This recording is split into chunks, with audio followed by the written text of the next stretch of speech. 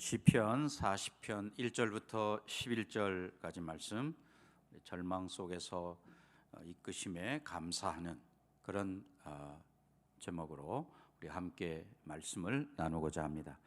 무엇보다 금년 오늘 마지막 주일인데, 금년도 한 해 동안 수고하신 모든 교역자와 직원, 또 우리 반주하시는 분, 방송실에서 수고하시는 분, 또 기도로, 또 재정부원으로 여러 가지로 수고 많이 하신 그런 분들이 계십니다. 또 물론 각자의 자리에서 예배하는 우리 성도님들도 수고 많이 하셨습니다. 예년 같지 않고 정말 코로나 사태로 혼자 예배한다는 게, 또는 가족과 함께 예배한다는 것이 우리 같이 모여서 예배하는 것하고 조금 다른 그런 상황임에도 계속 예배의 자리를 지키신 우리 모든 분들께 감사드리면서 우리 옆에 계신 분들과 수고하셨습니다 이렇게 인사 나누겠습니다. 수고하셨습니다.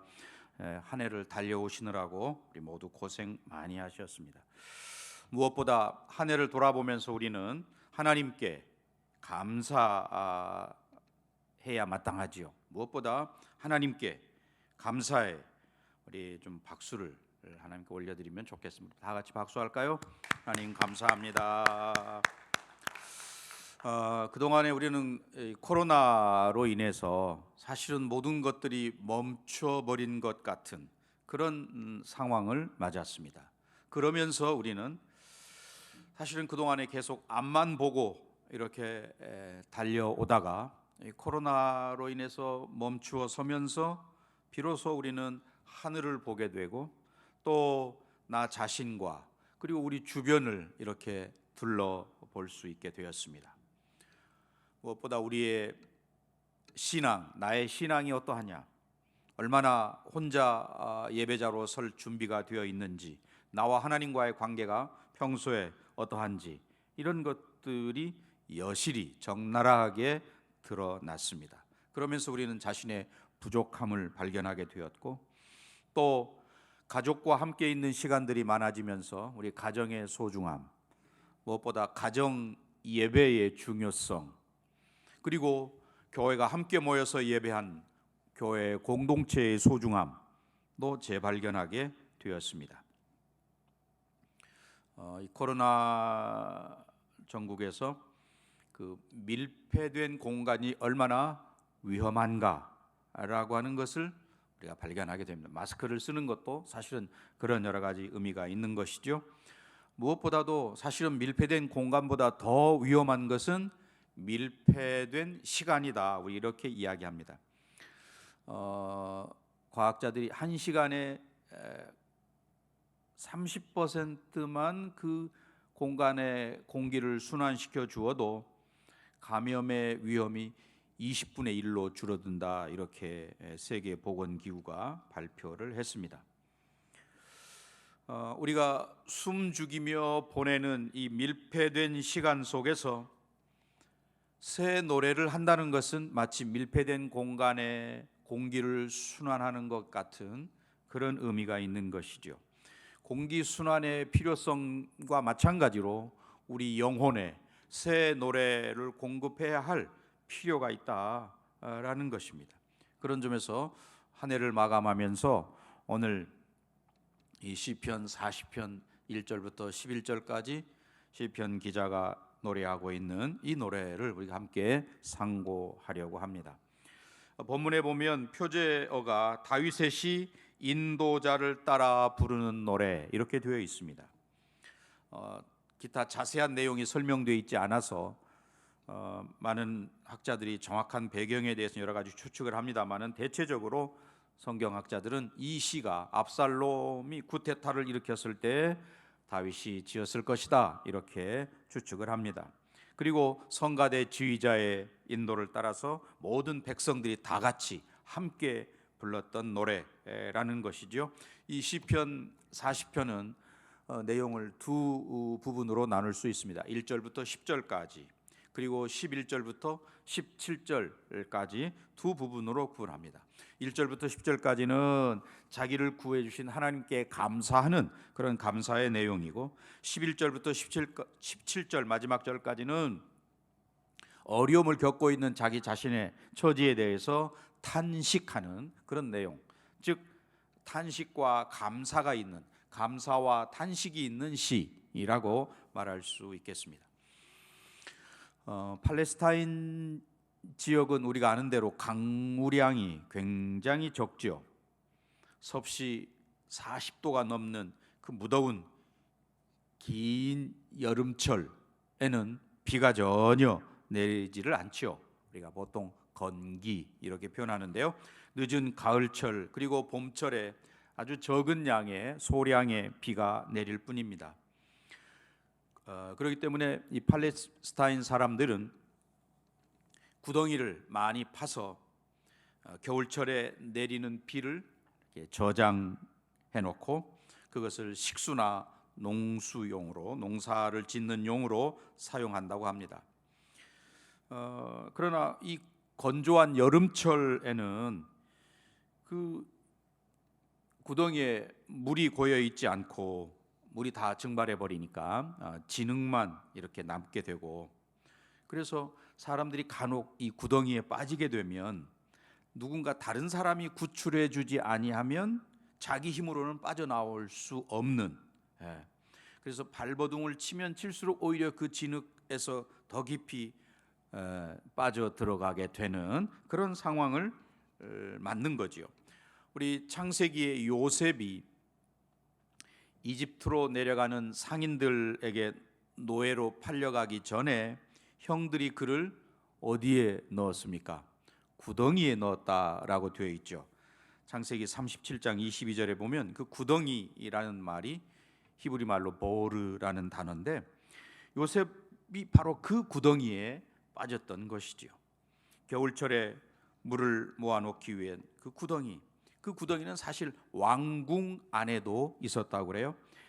예레미야 38장에 보면 예레미야 선지자가 유다 왕국이 우상 숭배를 했기 때문에 하나님께서 진노를 내리시고 그들이 회개하고 죽게 돌아오지 아니하면 유다가 멸망할 것이다 라고 하는 그런 메시지를 증거하니까 그 말이 귀에 거슬렸던 유다의 종교 지도자들, 정치 지도자들이 그를 그 궁정 안에 있는 물이 다 말라버린 진흙 웅덩이, 여기도 역시 예레미야 38장 6절에 보면 보르, 똑같은 웅덩이라고 되어 있습니다. 오늘 시편 40편에서 말하는 2절에서 이야기하는 기가 막힐 웅덩이 할 때 그 웅덩이도 역시 똑같은 보르로 되어 있는 것이죠. 이 진흙 웅덩이와 수렁에 빠진 사람은 자신의 힘으로는 웅덩이에서 빠져나올 수가 없다는 것이죠. 큰 소리를 질러서 누군가의 도움을 간절히 구해야만 나올 수 있는, 다행히 지나가던 사람이나 누가 있어서 곤경에 처한 그 목소리를 듣고 건져주면 살아날 수 있지만 그렇지 못하면 죽을 수밖에 없는 그런 상황인 것이지요. 자, 오늘 본문 1절과 2절 말씀을 보겠습니다. 내가 여호와를 기다리고 기다렸더니 귀를 기울이사 나의 부르짖음을 들으셨도다. 나를 기가 막힐 웅덩이와 수렁에서 끌어올리시고 내 발을 반석 위에 두사 내 걸음을 견고하게 하셨도다. 그러니까 지금 이 시인은, 다윗은 자기 힘으로는 도저히 헤어나올 수 없는 그런 절망적인 구덩이에 빠져 있다는 사실입니다. 오늘 우리 가운데도 이런 절망적인 구덩이에 빠진 상태에 놓여 있는 그런 성도들이 있죠. 어떤 분은 불치의 병으로 인해서, 또는 심한 스트레스 가운데 있는, 아니면 말할 수 없는 큰 부채 때문에 이런 어려움 구덩이에 빠져 있는 그런 분들도 계시고, 또 정말 죄를 짓고 양심의 큰 찔림과 가책 속에서 그 구덩이에서 헤매고 있는 것 같은 그런 사람들도 있는 것이죠. 어쨌든 내 힘으로는 도저히 해결할 수 없는 그런 상황을 만날 때 우리는 하나님께 부르짖는 것이고, 그때에 오늘 시편 기자가 40편 1절에서 말하는 것처럼 그런 파멸의 웅덩이와 구덩이에서 큰 소리로 하나님께 외칠 때에 하나님의 은총을 체험하게 된다는 것이죠.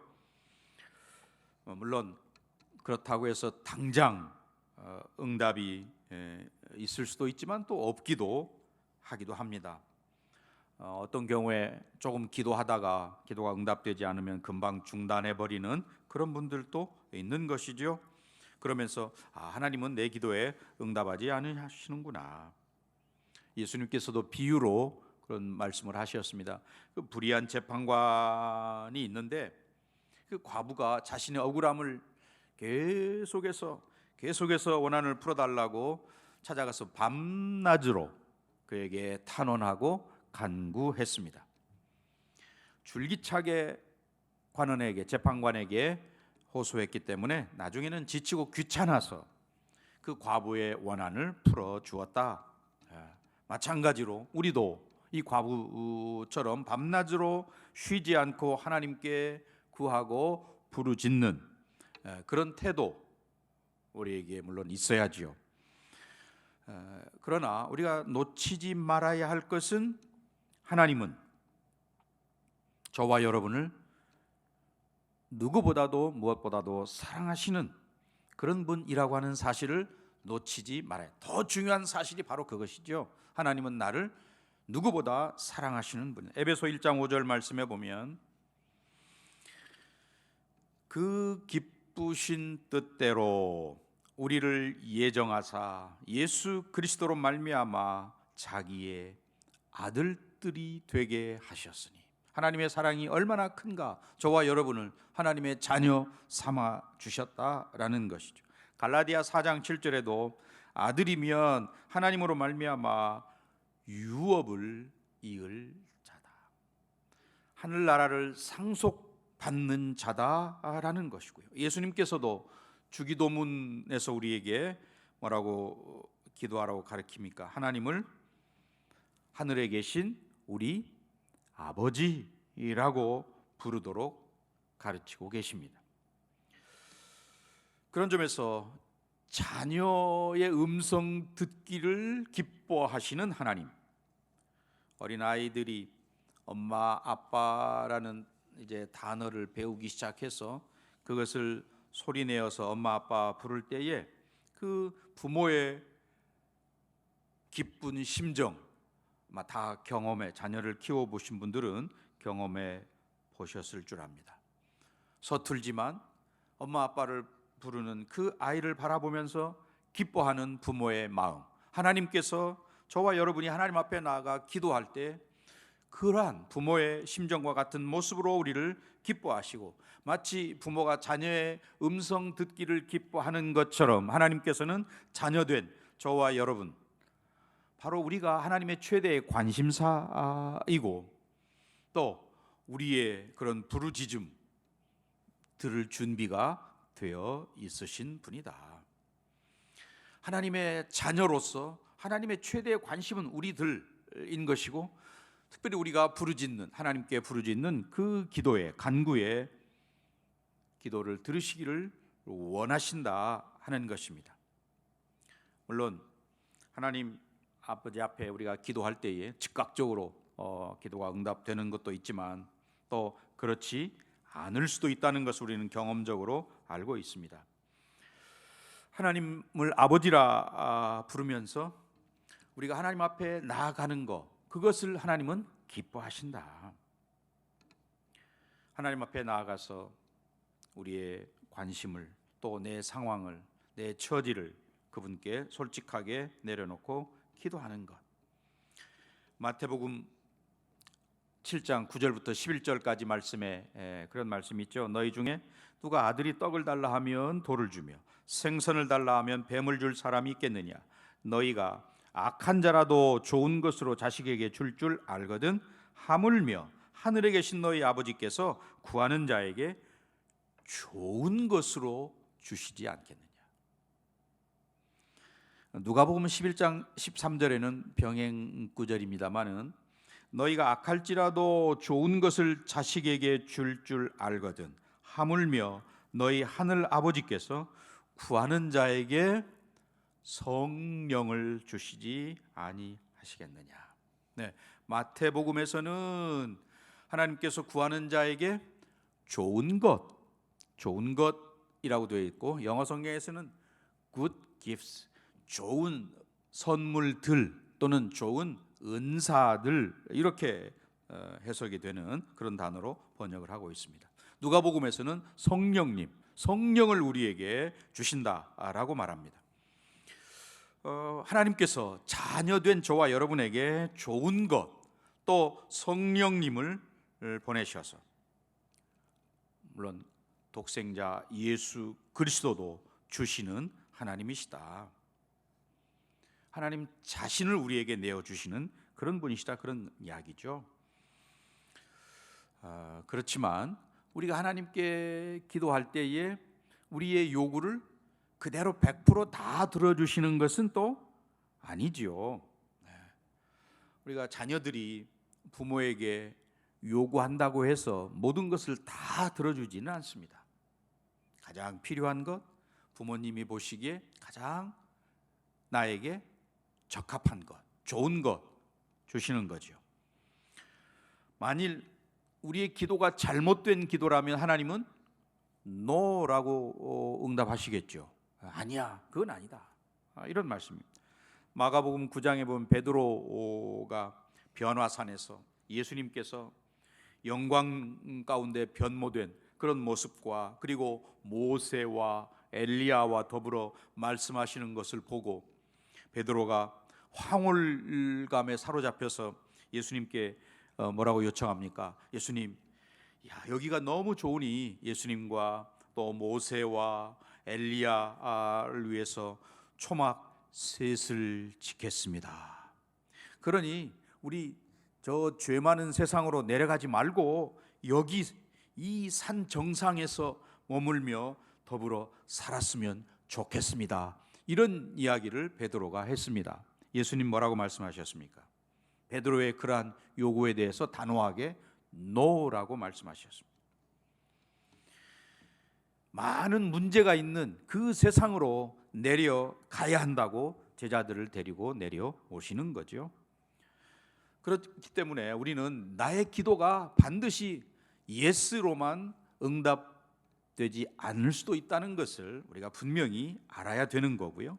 그러기 위해서 우리는 기도하기 전에 내 기도가 이게 하나님을 영화롭게 하는 내용인가, 또는 하나님 나라를 확장시키고 하나님 나라에 유익이 되는 그런 내용일까, 혹은 다른 사람에게도 유익이 되나, 혹은 내가 영적으로 성장해 가는데 도움이 되는 내용일까, 이런 것들을 생각하고 기도해야 되는 거죠. 금년대 여러분, 하나님 앞에 많은 기도, 특별히 코로나 사태를 지나면서 특별한 여러 기도 제목들이 있었을 텐데 여러분의 기도가 정말 하나님 마음에 합한 그런 내용들이었는지 우리가 한번 돌아보아야 되는 것이죠. 또 하나님께서는 우리가 기도하면 어떨 때는 어떻습니까? 좀 기다리라. 하나님의 때에 가장 좋은 것을 주시기 위해서 즉각적으로 응답하지 아니하시고 때로는 기다릴 것을 말씀하고 있는 거죠. 그러나 요즘 우리는 이 인스턴트 시대를 살기 때문에 심지어는 인간관계나 남녀간의 관계마저도 인스턴트가 되고 있는 이런 시대에 살고 있기 때문에 내 필요가 지금 당장 만족되지 않으면 인내하거나 기다리지 못하는, 우리 갈수록 세대가 더 그렇죠. 그런 상황에 놓여 있습니다. 그런 점에서 우리가 하나님 앞에 기도할 때에도 하나님 빨리 지금 당장 내 기도에 응답해 주세요. 나는 지금 당장 기도가 응답되기를 원합니다. 이런 태도를 우리가 갖기 쉽다는 거죠. 나도 모르는 사이에 우리의 신앙 자세도 인스턴트 문화를 따라가고 있다라는 것입니다. 그러나 하나님은 다르게 말씀하시죠. 이사야 55장 8절 9절 말씀에 그런 말씀이 있습니다. 내 생각은 너희 생각과 다르며 내 길은 너희 길과 달라서 하늘이 땅보다 높음같이 내 길은 너희 생각보다 높으니라. 하나님께서 그런 말씀을 하십니다. 그러니 우리가 하나님의 때를 기다릴 줄 아는 영적인 지혜가 우리에게 있어야 되는 거죠. 시편 27편 14절 말씀에도 너는 여호와를 기다릴지어다 이렇게 말합니다. 강하고 담대하며 여호와를 기다릴지어다. 예. 시편 130편 5절에도 나 곧 내 영혼은 여호와를 기다리며 나는 주의 말씀을 바라는도다. 계속해서 시편 기자들은 여호와를 기다린다라고 말합니다. 우리 기도의 사람들, 유명한 기도의 사람들, 5만 번 이상 응답 받았다는 조지 뮬러, 또는 허드슨 테일러, 짐 엘리엇, 찰스 피니, 많은 그 기도의 사람들의 전기를 읽어보면 하나님의 정말 뜻에 맞는 그런 기도를 계속해서 몇 년 동안, 아니 평생 동안 그렇게 기도했는데도 어떤 기도는 그들이 죽은 다음에 기도가 응답되는, 허드슨 테일러 같으면 한 사람의 영혼 얻기를 위해서 계속해서 기도했는데 허드슨 테일러가 죽은 다음에 그 사람들이 열매로 주님 앞에 돌아오고, 그리고 그들이 놀라운 중국 사람들로서 놀라운 전도자들이 되어서 많은 영혼을 거두는 것을 우리가 또 볼 수 있었습니다. 우리 하나님의 자녀인 저와 여러분을 하나님 앞으로 돌아오게 하려고 하시는 그 하나님의 집념, 또 혹은 추적, 끝없이 끝까지 추적하시는 이 하나님, 그 하나님의 사랑은 때로는 우리가 고통을 통해서 하나님께 돌아오게 한다, 이렇게 말합니다. 하나님의 그 사랑의 표시로 우리를 그냥 내버려 두지 아니하시고 하나님 앞에 돌아올 때까지 끝없이 우리에게 관심을 가지시고 때로는 포기하지 아니하시고 추적하시는 그 하나님의 사랑, 마치 목자가 양을 찾아다니다가 구덩이에서 그 양을 발견하면 어떻게 합니까? 자, 무조건 그 양을 건져내어서 그 다음에 먹을 것을 주고 씻기고 이렇게 하지요. 자, 지금 다윗이 바로 그러한 그 하나님의 사랑, 하나님의 은혜를 체험하고 고백하는 내용이 오늘 본문입니다. 오늘 저와 여러분도 한 해를 마감하면서 다윗과 동일한, 다윗의 그런 똑같은 심정을 가지고 우리가 이 말씀을 읽는 거죠. 자, 1절 말씀을 다시 한번 우리 읽겠습니다. 내가 여호와를 기다리고 기다렸더니 귀를 기울이사 나의 부르짖음을 들으셨도다. 네. 시인 오늘 다윗 기다리고 기다렸다. 영어 성경에서는 인내심을 가지고 기다렸다, 이렇게 표현하고 있습니다. 이 하나님의 구원받은 백성으로서 다윗은 그 하나님의 구원의 은총에 감사를 드리고 있는 거고요. 사실 감사 중에 최고의 감사는 이 노래로 표현될 수밖에 없다는 것을 우리가 시편 40편을 읽으면서 깨닫게 됩니다. 우리는 한 해를 살면서 얼마나 하나님 앞에 감사했을까? 이기적인 마음이 강하면 강할수록 감사가 적은 거죠. 네. 사실은 감사마저도 하나님께서 우리에게 선물로 주셔야 감사할 수 있다, 이렇게 이야기합니다. 그래서 시인은, 다윗은 이 하나님의 구원의 은총을 새 노래로 하나님께 감사를 드린다라는 건데요. 자, 30절을 보시면 새 노래 곧 우리 하나님께 올릴 찬송을 내 입에 두셨으니 많은 사람이 보고 두려워하여 여호와를 의지하리로다.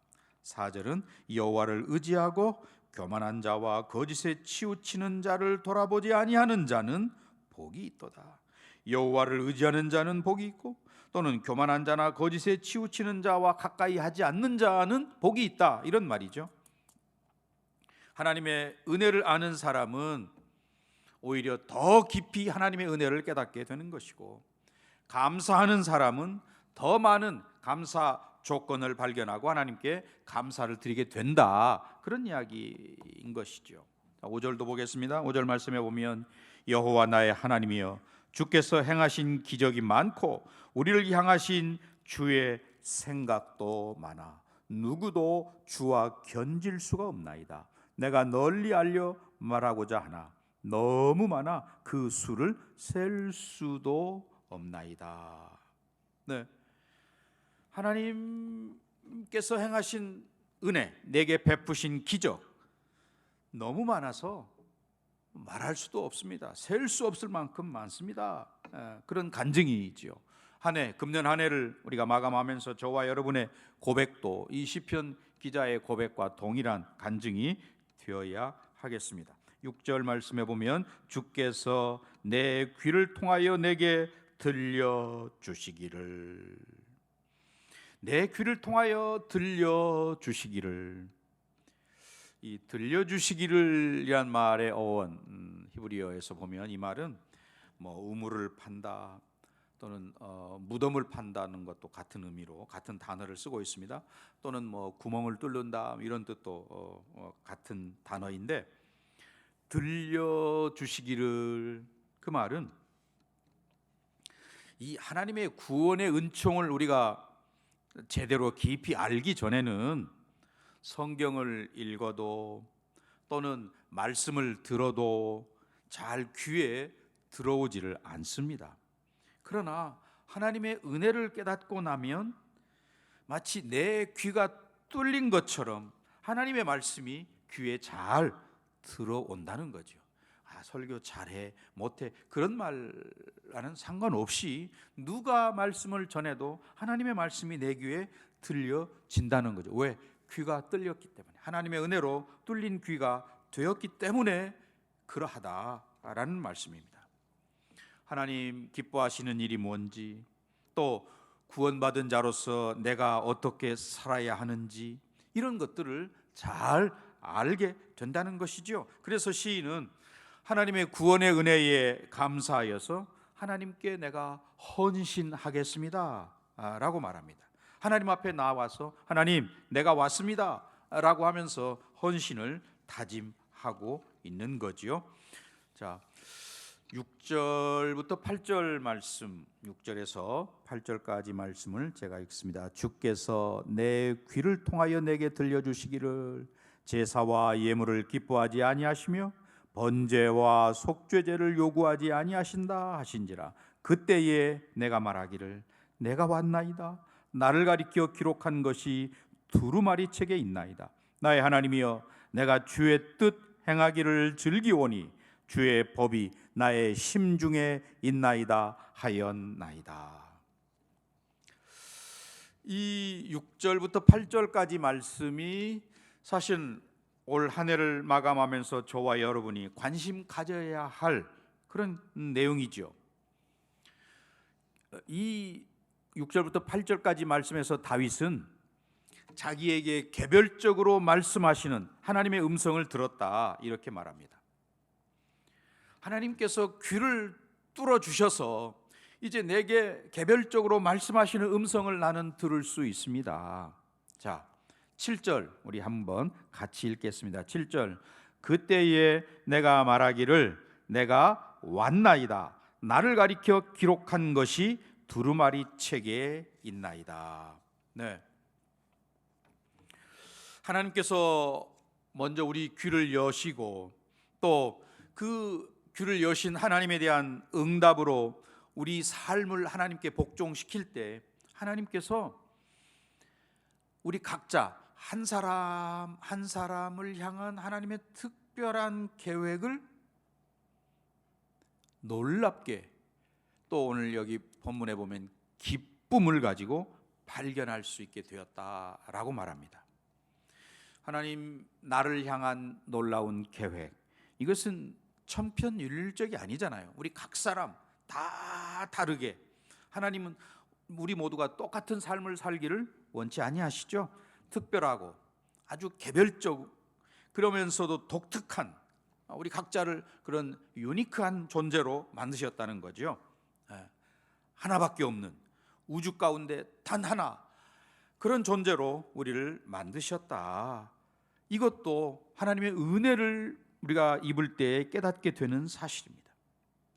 그러면서 8절에 나의 하나님이여, 내가 주의 뜻 행하기를 즐기오니, 주의 뜻을 발견한 다음에 그리고 주의 뜻 행하기를 즐겨하오니 주의 법이 나의 심중에 있나이다. 하나님의 말씀이 내 마음 한가운데 있다, 내 심령 가운데 있다라고 이야기를 합니다. 자, 그래서 이 다윗은 이제 나는 이렇게 삽니다, 헌신의 삶을 삽니다 라는 거죠. 9절과 10절의 말씀입니다. 제가 9절, 여러분이 10절을 읽으시겠습니다. 내가 많은 회중 가운데에서 의의 기쁜 소식을 전하였나이다. 여호와여, 내가 내 입술을 닫지 아니할 줄을 주께서 아시나이다. 내가 주의 공의를 내 심중에 숨기지 아니하고 주의 성실과 구원을 선포하였으며 내가 주의 인자와 진리를 많은 회중 가운데에서 감추지 아니하였나이다. 아멘. 네, 이제 1절부터 10절까지가 전반부라고 말씀을 드렸습니다. 그리고 11절부터는 이제 후반부 말씀이 되는데요. 그 탄식, 환난 가운데 있는 탄식, 그리고 그 환난이 압살롬이 아버지를 반역하고 죽이려 하는 그런 상황이라고 말씀을 드렸습니다.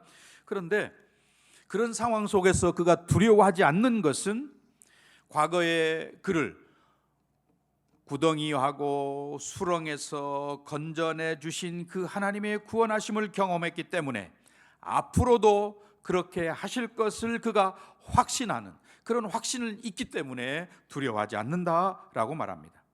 중요한 것은 이 하나님의 구원의 은혜를 아는 사람은 헌신과 섬김의 삶으로 나아갈 수 있다는 것이죠.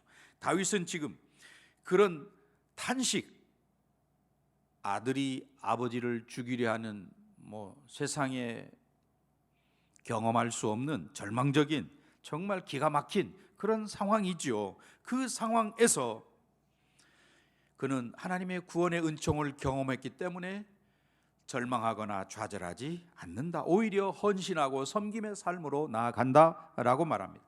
왜 우리가 하나님의 은혜를 깨닫지 못합니까? 우리 스스로가 희생과 헌신이 없이 적당한 선을 그어놓고 신앙생활을 하기 때문에 바로 하나님의 깊은 은혜를 깨닫지 못하는 거죠. 마치 어린아이들이 한 발만 더 내디디면 앞으로 나아갈 수 있는데 무서워서 발을 떼지 못하고 머뭇거리고 있는 것과 같은 것이죠. 우리가 더 깊은 하나님의 은혜를 체험하면 하나님 앞에 정말 온전한 헌신, 그로 말미암은 또 놀라운 축복, 이런 것들을 경험하게 될 텐데 적당히 선을 그어놓고 여기까지만 내가 봉사하고 헌신할 거야, 제한적인 선을 넘지 못하는 그런 신앙인들이 너무 많은 거죠. 아니, 금년 한 해 우리의 헌신의 삶이 그러하지는 않았을까라고 하는 것이죠. 코로나라는 것 때문에 또는 여러 가지 경제적인 상황과 또는 건강과 여러 가지 많은 조건들 때문에 그러하지 못한 모습, 그래서 더 큰 은혜를 체험하지 못하는 안타까운 모습은 아닌가라는 것이죠. 결론의 말씀을 맺고자 합니다. 우리가 금년 한 해를 살아내면서 말 못할 고난과 또는 환난과 특별히 코로나라는 이런 어려움과 이런 것 상황 속에 놓여 있는 그런 우리 성도들이 많이 계신 줄 압니다. 그러나 이런 어려움 가운데 두신 하나님의 귀한 뜻이 있다는 것도 우리가 깨달아야 하겠습니다. 절망 속에서 우리의 삶을 이끄신 하나님께 감사하는 저와 여러분이 되시기를 바랍니다. 또 앞으로 다윗처럼 그런 어려운, 탄식할 수밖에 없는 어려운 상황을 만날 것이지만 이미 구덩이에서 건져내신 하나님, 이 상황도 지나가도록 인도하실 것을 믿는 그런 믿음, 감사, 헌신이 있는 저와 여러분, 코로나 전국 너무 걱정할 필요가 없는 것이죠. 우리가 믿음 안에 있기만 하면 어려움이 없다는 것입니다. 광야를 너무 불평만 할 것이 아니라 그 광야는 빨리 통과하면 통과할수록 좋은 것이지요. 그 광야를 통과하면서 우리는 더 하나님을 의지하고 그리고 하나님 앞에 믿음의 반응을 보이고 헌신하면 하나님께서는 빨리 그 광야를 끝나게 하시고 그리고 절망 속에서도 이끌어 주신 하나님께 우리는 감사할 수 있게 되는 것이고 또 그 광야가 나에게는 참으로 유익한 시간이었고 장소였다라는 고백을 하게 되는 것이죠. 여러분 모두가 그런 은혜가 있기를 주의 이름으로 간절히 축원합니다.